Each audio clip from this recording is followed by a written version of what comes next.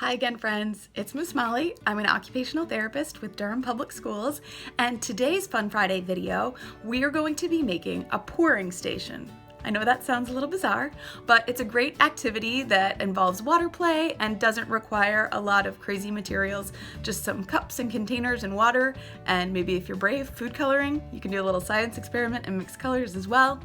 But pouring is a great skill that you need throughout your life, for something as simple as being able to get a drink of water, to cooking, to doing laundry. We need to be able to pour things between containers all the time. So this is a great activity that addresses that need and works on that skill in a fun way. Let's get started. For our pouring station, you're going to need a bunch of different containers. I prefer see-through containers so your child can see how high the water level is when they're pouring between containers. You can also put some tape on there and make some magic marker if you want them to target to pouring to a certain height. I also have some spoons. I have some containers with lids, small containers, large containers, containers with handles, without. I have a funnel, and if you're brave, you can have some food coloring as well. I also have a under the bed storage bin just to kind of contain all of it.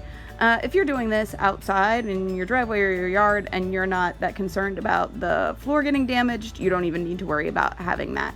Like I said, this is a nice little water play activity as the weather gets warmer, and is teaching a great skill at the same time. So let's show how it works. We are going to be brave, and we are going to use some food coloring in our containers. So go ahead, guys, and squeeze 1 or 2 drops of food coloring in some of those containers.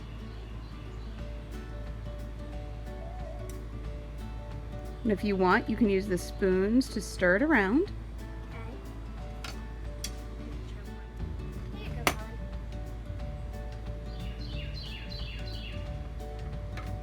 Ooh, that's pretty. So now we've added food coloring to almost all of our containers, and now you just let your children go ahead and play and mix however they want. They can make potions, they can make pretend lemonade, they can make whatever they want. This is also a great skill, both for self-feeding, using that spoon to go between containers, as well as for cooking. All right, now they've decided to work as a team, and they're learning how to use the funnel to get the liquid into that other cup and combine different colors.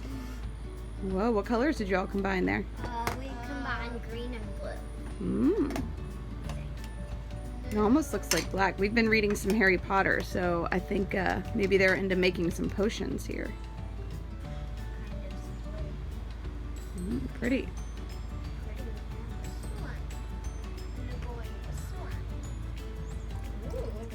So my kids are really into mixing the colors and using the spoons to transfer small amounts of liquid between the containers, which is great. That's great for self-feeding. It's great for fine motor control and precision, as well as some bilateral control as well when they're using 2 hands. Good. Now can you hold the container that you're pouring into with the other hand? That might help you. Oh, there you go. It also works on strength, because when you have a very full pitcher like that, you're having to use 2 hands and really pour in a controlled, slow manner. So you're really needing a lot of strength with which to do that. So now my kids have decided that the pink water is going to be lemonade, pretend lemonade, and my daughter is going to pour some lemonade for both of them. It's a pink lemonade on a hot day. Great job. So you can use this to build pretend play skills as well. Have a pretend lemonade stand, pretend store, restaurant. You could have pretend picnic, all sorts of things. What's it taste like? Water. Water with food coloring. So one of the classes I serve is going to be reading the book Max the Brave tomorrow as part of their story time. So we got out some little animals and we decided we're going to play with them, just like Max the Brave is a cat. In the book that we're reading tomorrow, we got out a little cat toy. So my kids are pretending to make it rain on them, or you can pretend to give them a bath, which is another great two-handed skill. Where's that mouse? Didn't know the mouse was so big. Again, this is a great setup for pretend play if you're working on building pretend play skills. This is also why the bin could come in handy if you are playing on a surface that you don't want to damage. Whoa, he's jumping into different colors? Oh my goodness. I'm gonna put you in here. Alright. So that is our pouring station.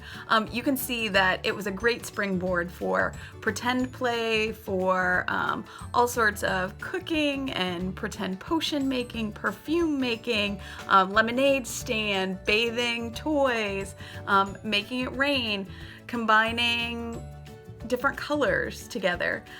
So it's just a great activity, not just to work on pouring between containers, but they're actually doing that task in the context of all sorts of other pretend play areas. So it's really nice. My kids are 7 and 9, and they've been entertained by this activity now for 20 to 30 minutes, and they're showing no signs of stopping anytime soon.